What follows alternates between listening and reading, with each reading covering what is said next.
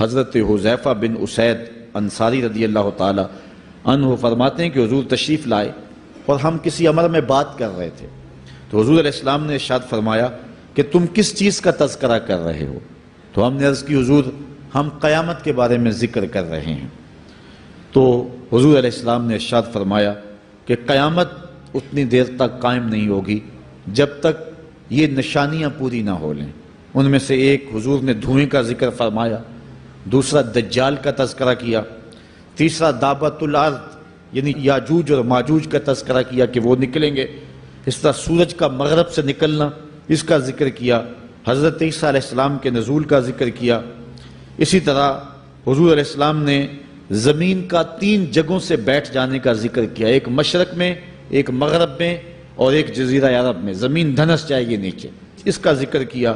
اور یمن کی جانب سے ایک آگ نکلے گی جو لوگوں کو دھکیل کر کے شام کے میدان میں لے آئے گی، اس کا تذکرہ کیا۔ فرمایا جب تک یہ نشانیاں پوری نہیں ہو جاتی اتنی دیر تک قیامت قائم نہیں ہوگی۔ تو یہ قیامت کے آنے سے قبل جو ہیں وہ نشانیاں ہیں جو ظاہر ہوں گی۔ اس کے علاوہ قیامت آنے سے کچھ اس سے بھی پہلے نشانیوں کا ظہور ہوگا، جس کا ذکر حضور نبی رحمت صلی اللہ علیہ وسلم نے ارشاد فرمایا۔ حدیث جبریل اس پہ بہت معروف ہے، جس کو حضرت عمر بن خطاب رضی اللہ تعالیٰ عنہ روایت کرتے ہیں۔ آقا کریم علیہ السلام کی خدمت میں کہتے ہیں ہم حاضر تھے کہ ایک شخص آیا کہ جس کے سیاہ کالے بال تھے اور سفید رنگ کا اس نے لباس پہنا ہوا تھا، اہل مدینہ سے وہ تھا نہیں، اور اس کے چہرے پر، لباس پر، بشرے پر آثار سفر بھی ظاہر نہیں تھے۔ اگر مقامی ہوتا تو ہم جانتے ہوتے، اور اگر باہر سے آیا ہوتا تو اس کے چہرے پر، لباس پر جو ہے وہ سفر کے آثار ہوتے۔ اس زمانے میں اس طرح کے سفر تو نہیں تھے آسانی اور سہولت والے، تو جو بھی سفر کر کے دور سے آتا تو اس کا چہرہ بتاتا یہ مسافر ہے۔ تو کہا مسافر لگتا نہیں تھا اور اہل مدینہ سے تھا نہیں۔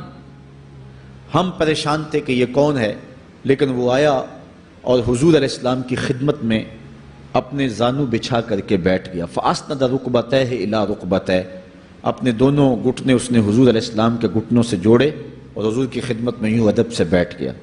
پھر اس نے حضور علیہ السلام سے اسلام کے بارے میں پوچھا، حضور علیہ السلام نے جواب دیا۔ پھر اس نے کہا بالکل آپ نے سچ فرمایا ہے۔ ہم حیران ہوئے، خود ہی سوال کرتا ہے اور خود ہی تصدیق کرتا ہے۔ پھر اس نے حضور سے ایمان کے بارے میں پوچھا، حضور نے کچھ ارشاد فرمایا ایمان یہ ہے، تو اس نے کہا بالکل صدقتا، آپ نے سچ کہا ہے۔ تو ہم پھر حیران ہوئے کہ خود ہی یہ سوال پوچھ رہا ہے اور خود ہی اس کی تائید کر رہا ہے۔ پھر اس نے احسان کے بارے میں پوچھا، تو حضور علیہ السلام نے اس کو جواب دیا کہ احسان یہ ہے کہ اللہ کی عبادت اس طرح کرے کہ تو اسے دیکھ رہا ہے، اور اگر یہ کیفیت نہیں ہے تو کم از کم یہ کیفیت پیدا کر لے کہ وہ تجھے دیکھ رہا ہے۔ اس نے کہا آپ نے سچ کہا۔ پھر اس کے بعد اس نے کہا مجھے اب قیامت کے بارے میں بتائیں۔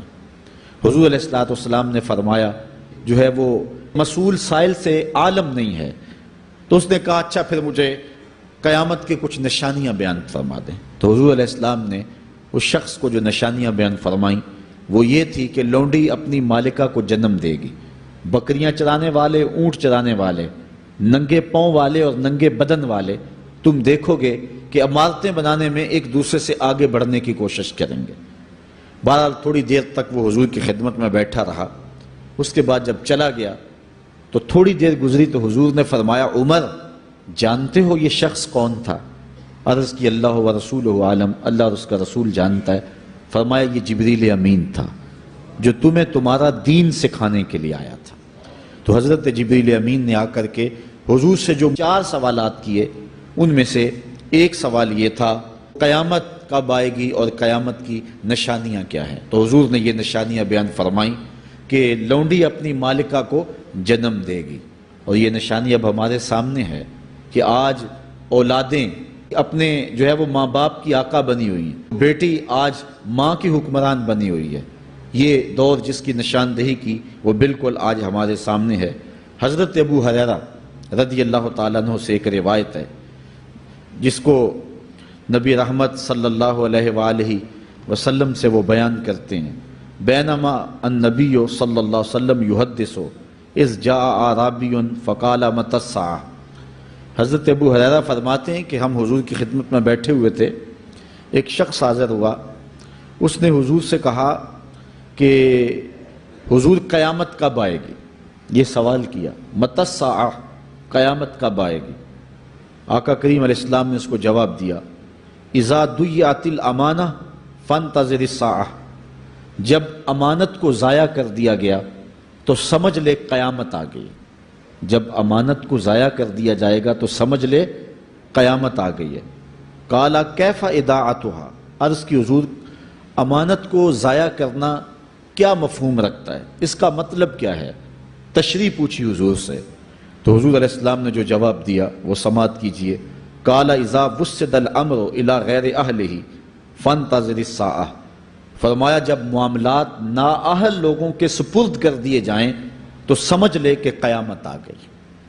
جب مسندوں کے اوپر مسندوں کے حقدار نہیں ہوں گے، جب زاغوں کے تصرف میں عقابوں کا نشیمن آ جائے گا، جب تخت و تاج کے مالک غدار، بے دین اور نااہل لوگ ہوں گے، جب تخت و تاج کی حکمرانی اور مسلح و امامت کے مسند کے اوپر بیٹھنے والے بھی نااہل ہوں گے، تو پھر سمجھ لینا کہ قیامت جو ہے وہ ظاہر ہو رہی ہے۔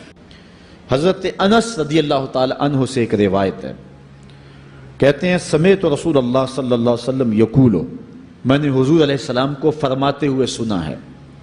یہ حضرت انس رضی اللہ تعالیٰ عنہ وہ صحابی ہیں جنہوں نے 10 سال تک حضور کی نوکری کی ہے، اور کہتے ہیں 10 سال میں ایک بار بھی ایسا نہیں ہوا کہ حضور نے مجھے اف بھی کہا ہو۔ کہتے ہیں کبھی ایسا ہوتا کہ میرے ہاتھ سے کوئی برتن ٹوٹ جاتا، ازواج مطہرات جو ہیں وہ اس پہ ناراض ہونے لگتی تو حضور علیہ السلام روک دیتے، فرماتے اسے کچھ نہ کہو، اس برتن کی عمر ہی اتنی لکھی ہوئی تھی، یہ اتنے عرصے کے لیے ہی پیدا کیا گیا تھا۔ تو آقا کریم علیہ السلام نے جو ہے وہ ازواج مطہرات کو بھی روکا کہ وہ مجھے جھڑکے نہ۔ خدمت رسول اللہ صلی اللہ علیہ وآلہ وسلم 10 سنین، میں نے پورے 10 سال حضور کی نوکری کی ہے۔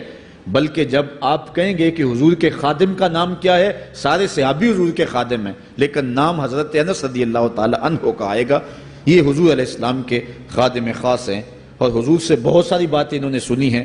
تو ان باتوں میں سے ایک بات کہتے ہیں سمعت رسول اللہ صلی اللہ علیہ وسلم یقول، میں نے رسول کریم صلی اللہ علیہ وسلم کو کہتے ہوئے سنا، ان من اشراط الساعۃ ان یرفع العلم، قیامت کی نشانیوں میں سے ایک نشانی یہ ہے کہ علم اٹھا لیا جائے گا، جہالت پھیل جائے گی، علم اٹھا لیا جائے گا۔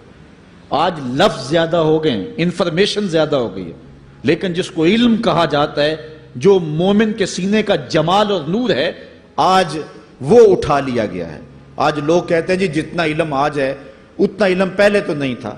آج کوئی غزالی دکھاؤ، کوئی رازی دکھاؤ، کوئی رومی دکھاؤ، کوئی احمد بن حنبل جیسا شخص دکھاؤ، کوئی محمد بن حسن شیبانی جیسا شخص دکھاؤ، کوئی امام ابو حنیفہ کے نالین کی خاک جیسا شخص بھی دکھاؤ، تو یہ ایک غلط بات ہے کہ جی پہلے زمانے میں اتنا علم نہیں ہوتا تھا، اب علم بہت زیادہ ہو گیا، جی علم بہت زیادہ پھیل گیا۔ علم نہیں پھیلا ہے، یہ چند معلومات ہیں، انفارمیشن کا دور ہے، اور خبریں ہیں۔ جو علم ہے، جو کہ مومن کے سینے کا جمال ہے اور باطن کا نور ہے، جو زندگی کی راہوں کو اجالتا ہے اور زمانے کو مالک کی دہلیز کے قریب کرتا ہے اور انسان کو انسانیت سکھاتا ہے، وہ علم جو ہے وہ اٹھتا چلا جا رہا ہے۔ اور حضور سے پوچھا گیا کہ حضور علم سینوں سے اچک لیا جائے گا، سینوں سے کھینچ لیا جائے گا؟ فرمایا نہیں، علماء اٹھا لیے جائیں گے۔ جب علماء فوت ہو جائیں گے تو ان کی جگہ اس درجے کے لوگ نہیں آئیں گے، پھر زوال پذیر سلسلے ہوتے چلے جائیں گے، علم اٹھا لیا جائے گا۔ جب سینے علم سے خالی ہو جائیں گے تو پھر قیامت آ جائے گی۔ اس لیے حضور علیہ السلام کا فرمان ہے، کائنات کی ہر شے علماء کی زندگی کی دعائیں مانگتی ہے، حتی الحیتان فی البحر، یہاں تک کہ سمندروں اور دریاؤں کے اندر مچھلیاں بھی علماء کی زندگی کی دعائیں مانگتی ہیں۔ انہیں پتہ ہے علماء ہیں تو کائنات معرض وجود میں آئی تو موجود رہے گی، اگر علماء نہیں ہوں گے تو کائنات جو ہے وہ بالکل قیامت کا شکار ہو جائے گی۔ تو پہلی چیز حضور نے ارشاد فرمایا ان یرفع العلم، علم اٹھا لیا جائے گا، ویکثر الجہل، اور جہالت عام ہو جائے گی۔ علم کی جگہ جو ہے وہ جہالت عام ہو جائے گی۔ آج علماء نہیں رہے ہیں، آج ہم جو ہے وہ انحصار کرنے لگے ہیں چند ٹیلی ویژن چینلوں پہ، اور اس کا نتیجہ کیا ہے کہ مختلف چینلز کے اوپر بیٹھے بہت سارے لوگ گمراہی پھیلا رہے ہیں۔ یہ ایک الگ داستان ہے، ایک الگ کہانی ہے کہ کس طرح سے علم کا گلا گھونٹا جا رہا ہے اور کس طرح جو ہے وہ لوگوں کو گمراہ کیا جا رہا ہے۔ یہ جہالت کی کثرت ہے۔ اور تیسری بات جو حضور نے ارشاد فرمائی، وَيَكْسُرَ الزِّنَا، زنا عام ہو جائے گا۔ نظر کا زنا یہ تو اس زمانے کے اندر برا رہا ہی نہیں ہے، لوگ اس میں کوئی آر ہی نہیں سمجھتے۔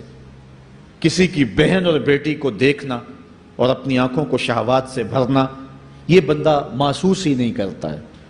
حضور علیہ السلام نے ارشاد فرمایا، من زنا زنیا بہی ولو بہی تان دارہی، جس نے زنا کیا یہ عمل اس کے گھر بھی لوٹے گا، اگرچہ وہ اپنی دیواریں اونچی اونچی کیوں نہیں کر لیتا۔ اگر آج کوئی کسی کی بہن بیٹی پر اپنی نظروں کو غلیظ کرتا ہے تو وہ یہ کیسے کہہ سکتا ہے کہ میری بہن اور میری بیٹی کسی کی گندی نظروں کا شکار نہیں ہوگی؟ یہ مقافات عمل ہے۔ گندم از گندم بروید جوز جو، از مقافات عمل غافل مشو۔ اس لیے بدکاری پھیل جائے گی، نظر کی بدکاری اور ہر طرح کی بدکاری، اور یہ اتنا برا اور کبھی کام ہے کہ اللہ تعالیٰ جل شانہ نے قرآن مجید میں اسے کھلی بے حیائی قرار دیا ہے۔